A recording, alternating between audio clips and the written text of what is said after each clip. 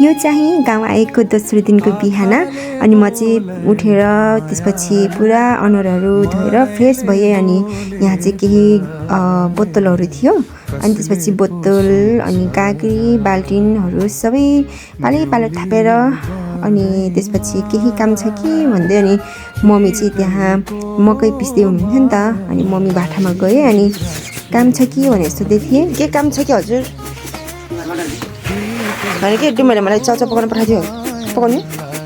म चाहिँ त्यसै यहाँ मम्मीलाई जिस्काउँदै थिएँ। अनि यहाँ चाहिँ हाम्रो ठुलो मामा पनि आउनु भएको रहेछ कि अनि म चाहिँ बारीमा साग टिप्न भनेर जाँदै थिएँ। अनि यहाँ चाहिँ कति धेरै तरकारीहरू पनि छ। अनि मलाई चाहिँ बजेट पहिल्यै नास्ताको लागि चाउचाउ पकाऊ है साग हालेर भनेर भन्नुभएको थियो। खाएर अनि हामी चाहिँ आफ्नै काम गर्न जान्छौँ, मम्मी बोनमा घाँस खान जाने रे भनेर पनि भन्नुभएको थियो। अनि म चाहिँ साग टिपेर ल्याएर अनि गएको त कुँडो बसालेको रहेछ। अनि त्यसपछि ग्यासमा गएँ, ग्यासमा गएर साग भुटेर अनि चाउचाउ पकाएर सबैलाई बाँडिदिएँ। अनि बाँडेपछि म चाहिँ यहाँ सबै ग्यासहरू अनि कोठाहरू चाहिँ कति मैला रहेछ कि अनि म चाहिँ सबैलाई सफा गरेर अनि त्यसपछि यताउता चट्ट मिलाएँ सबै चिजहरू। अनि त्यसपछि यहाँ चाहिँ हाम्रो मम्मी वनमा जानको लागि तयार हुनुहुँदै थियो। अनि म चाहिँ यो सबै टेबलहरू सफा गरेर अनि सकेपछि चाहिँ फेरि तल बदाल्न थालेँ। अनि बदालेर यताउता सामानहरू बिग्रिरहेको रहेछ नि त अनि मिलाएर अनि टक्क ठाउँमा राखेर अनि यो भाँडा कुँडाहरू चाहिँ निस्क्यो कि यति धेरै। अनि त्यसपछि फेरि यसलाई माझ्न थालेँ अनि माझेर अनि लागि फेरि भाँडा कुँडा राखेर अनि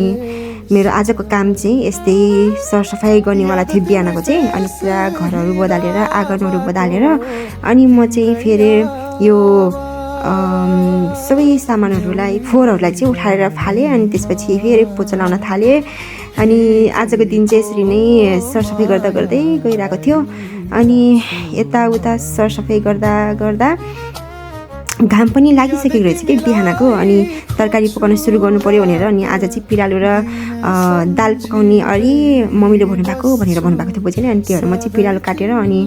पुरा यो सबै यताउता काटकुट गरेर अनि पिरालु काटेँ। अनि त्यसपछि दालसहित पिरालु र दाल पकाउने भनेर एकदम तयारका साथ लागेँ। अनि त्यसै गरेर यहाँ चाहिँ यो सबै सरसफाइ गरेँ। अनि त्यसपछि फेरि गएँ अनि यहाँ चाहिँ मैले दाल र पिरालु बसालेको थिएँ। अनि आगो बालेर अनि त्यसलाई ढक्कन छोपेर अनि गएँ। अनि बाहिर यस्तो घाम लागिरहेको थियो कि अनि बिहानै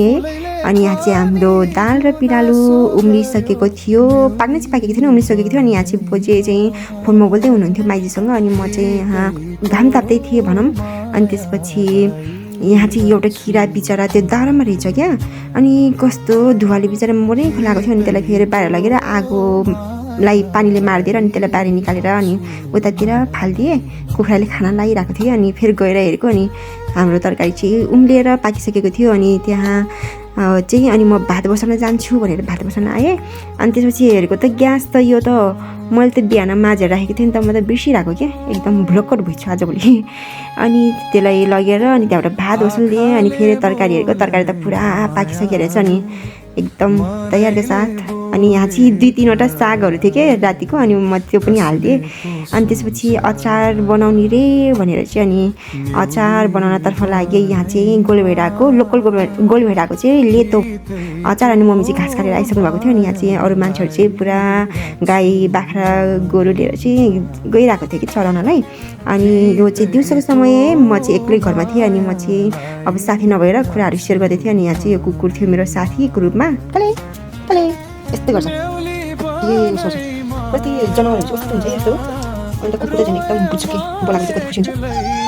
उसलाई के भन्छ अरे यस्तो खाना नदिने उसँग नखेलिने के नगरे पनि यस्तो के बोलाएको बित्तिकै कति खुसी हुन्छ। अनि झन् त्यो अलिअलि खाना दिने अलिअलि उस गरेपछि चाहिँ कति खुसी हुन्छ बिचरा।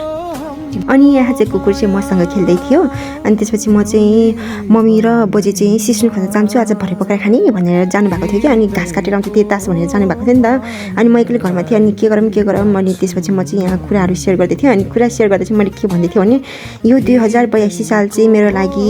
जीवनको सबभन्दा नराम्रो साल हो है भन्दै थिएँ कि। एकदम यो साल चाहिँ मेरो लागि साँच्चै एकदम घातक थियो। जीवनकै सबभन्दा नराम्रो अनुभव गरेको यो साल चाहिँ मैले जसले गर्दा चाहिँ अहिलेसम्म पनि मलाई एकदम त्यो कुराहरू चाहिँ पिरोलिरहेको हुन्छ क्या। अनि त्यसपछि म चाहिँ यहाँ केही दुःख कुराहरू सुनाउँदै अनि आफ्नो बारेमा के भनिरहेको थिएँ अनि त्यस्तै अनि यहाँ चाहिँ बेलुकाको समय थियो अनि बोजेर म चाहिँ कान छेड्ने काँडा खोज्न जाँदै थियौँ कि अनि म चाहिँ खासमा कान छेड्ने भनेर आएको थिएँ नि त अनि कान चाहिँ यो मेरो एउटा अलिकति छेउतिर छ नि त अनि त्यसलाई अलिकति यता ल्याउनु पऱ्यो भनेर खोज्न गएको लास्टमा त काँडा भनेको त यस्तो काँडा पो रहेछ कि हामीले खोजेको चाहिँ अर्कै काँडा अनि यस्तो काँडा रहेछ अनि त्यसपछि त्यो भएन भनेर अनि हामी चाहिँ घर फर्क्यौँ अनि यहाँ चाहिँ मैले चाहिँ बिहानको बाहेक दिउँसोको केही कामहरूको त्यस्तोको चाहिँ केही पनि भिडियोहरू बनाएन नि त त्यो कारण चाहिँ त्यो कुराहरू भन्दै थिएँ अनि त्यसपछि बेलुकाको समयमा अब सबैजना चाहिँ आज भोक लागेको छैन भात नखाउँ 2-3वटा रोटी पोलेर खाऊँ है भनेर चाहिँ सबैजनाको सल्लाहले रोटी पोलेर खायौँ यो चाहिँ तेस्रो दिन अनि म चाहिँ हातमा कालो मोसो देखाउँदै थिएँ किनकि म चाहिँ खाना बनाउँदै थिएँ नि त अनि यहाँ मेरो हालत चाहिँ यस्तो थियो कि म चाहिँ कपाल पनि कोरेको थिएन अनि पुरा कपालहरू चाहिँ जिङरिङ्ग परिरहेको रहेछ क्या अन्त म चाहिँ यहाँ कुकुरलाई बोलाउँदै थिएँ खेल्नको लागि तर कुकुरहरू चाहिँ आएन अनि त्यसपछि हामी चाहिँ खानासाना खाएर अलिअलि कामहरू भ्याएर घर जाने तर्खरमा थियौँ अनि यहाँ चाहिँ हामी चाहिँ बोजेसँग घर जाने बिदा मागेर चाहिँ घर लाग्दै थियौँ मम्मी र म अनि यो चाहिँ हामी चाहिँ अब गयौँ है भन्दै म चाहिँ पछाडि फर्केर यो कुकुरहरू पनि पछि आइरहेको रहेछ क्या अन्त गएँ त्यसपछि यो चाहिँ ओह्रालो कति राम्रो देखेको यो ठाउँ हाम्रो काम चाहिँ मम्मी चाहिँ सबै यताउता के गर्ने ठुल्ठुलो कामहरू गर्नुभयो कि अनि मैले चाहिँ के नै त्यस्तो काम त गरेन हामी घाँस काट्नले यहाँसम्म आउँथ्यौँ पहिला भन्दै देखाउँदै थिएँ कि हामी चाहिँ घाँस काट्नले यहाँसम्म आउँथ्यो कि उताबाट है त्यो उकालो ओह्रालो गरेर अनि हामीले के भन्दै हुन्थ्यो भने यो खनेको डाँडामा चाहिँ गएर घाँस काटेर त्यहाँबाट जाने भनेर भनिराख्नु भएको थियो कि यस्तो झ्याउ लागिरहेको थियो नि त्यत्रो उकालो चढेर कसरी जाने अनि अर्को एउटा कुरा यहाँ चाहिँ मम्मी झोलामा फेरि पोकी बोक्दै हिँड्नु भएको थियो नि त हातमा पनि झुन्डाएर अनि गाउँबाट फर्किँदा चाहिँ जहिले पनि यसरी मामा माइजहरूले चाहिँ खालि यस्तै के पठाइदिनुहुन्छ क्या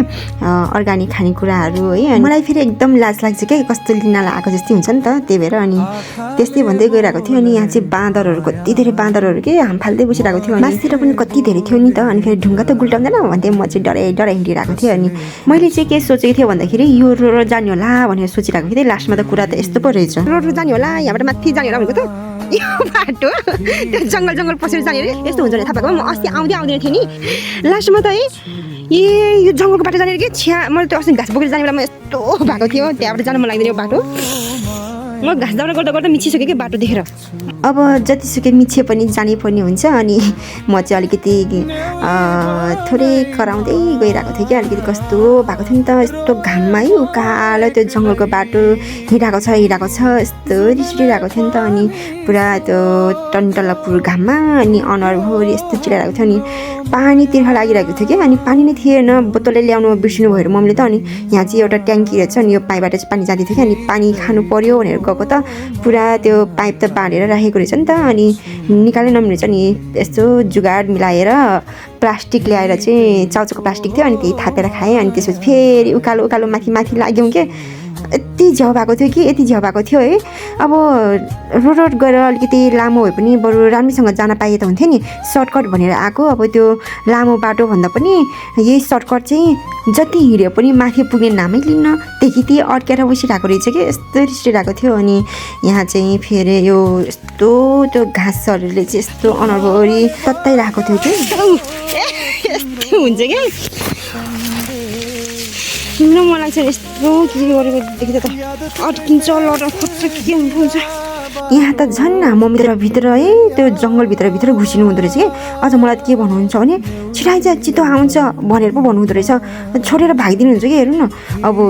यस्तै छ हुन्छ क्या अनि त्यसपछि हामी चाहिँ गयौँ अनि मम्मी चाहिँ त्यहाँ घाँस काट्दै हुनुहुन्थ्यो अलिअलि अनि यहाँ चाहिँ कस्तो बनमारा थियो नि त सबै अनि कस्तो त्यो काटछाट गर्दै जानुपर्ने थियो कि अनि बिचरा मम्मी चाहिँ घाँस काट्दै हुनुहुन्थ्यो अनि मैले चाहिँ हाँसी पनि लगेको थिएन नि तब काटौँ भने अनि त्यसपछि मम्मीले काटिराख्नु भएको थियो अनि यहाँ चाहिँ हामी माथि डाँडामा पुगेर बसिरहेको थियौँ अनि मम्मी चाहिँ फेरि 2 मुठा जति काट्छु है भनेर आउनु भएको थियो कि अनि म चाहिँ मम्मी कता जानुभयो भनेर अलिकति डर लागिरहेको थियो नि त अनि कता जानुभएछ भनेर आएको अनि मम्मी चाहिँ अलि यतापट्टिको डाँडाको तलतिर रहेछ म चाहिँ उतापट्टि गएँ कि अनि मम्मीले बोलाउँदै हुनुहुन्थ्यो अनि गएर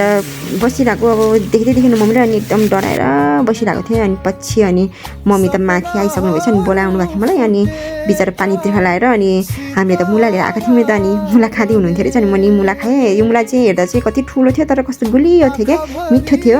अनि खाएर अनि हामी चाहिँ त्यो घरतर्फ लाग्यौँ भनौँ होइन भारी बोकेर हामी चाहिँ अब घर जाँदैछौँ यो डाँडाबाट घाम चाहिँ जान लागिसक्यौँ यहाँ पुगिसक्यो घाम अब हामी चाहिँ घर लागेको यहाँको बाटो चाहिँ कस्तो चिप्लो थियो क्या अनि प्लस कस्तो जाडो पनि थियो है अनि त कस्तो घामै लाग्दैन नि त्यतातिर त अनि पहिला घाँस बोकेर आउनु यो उकालो सबैभन्दा मन नपर्ने उकालो थियो क्या कस्तो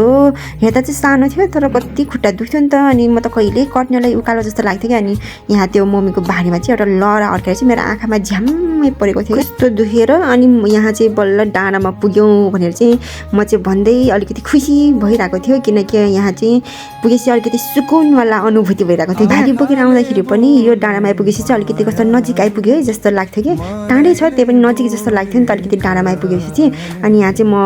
भर्याङ छ छैन भनेर हेर्न गइरहेको थिएँ कि अनि तर यहाँ त भर्याङै छैन रहेछ यहाँ चाहिँ एउटा भर्याङ थियो तर त्यो भर्याङ छैन रहेछ अनि अहिले चाहिँ बाटो चाहिँ यो माथिबाट बनाएको रहेछ कि भिरको बाटोमा है कस्तो भिड छ नि त्यहाँ तल फेरि अहिले चाहिँ घाँसले गरेर त्यति भिड देखेको छैन तर नत्र कस्तो भिड हुन्छ नि त त्यहाँ फेरि अनि हामी चाहिँ फेरि भारी बोकेर आयो बल्ल तल्ल घर नजिक आइपुगिरहेको थियो अनि कस्तो अलिकति खुसी लागिरहेको थियो है कस्तो थकित भएको थियो नि त अनि घर पुगेर अनि यहाँ चाहिँ मैले पहिला गएको बित्तिकै चाहिँ मेरो यो दुईवटा बिरालोलाई लिएँ अनि यो दुईवटा नै चाहिँ हो क्या घर आउनुको मजा पनि ये दोनों न हमारी बहुत प्यारा प्यारा सा बिल्ला हाम्रो 3 दिनको सफर चाहिँ यसरी नै सकियो।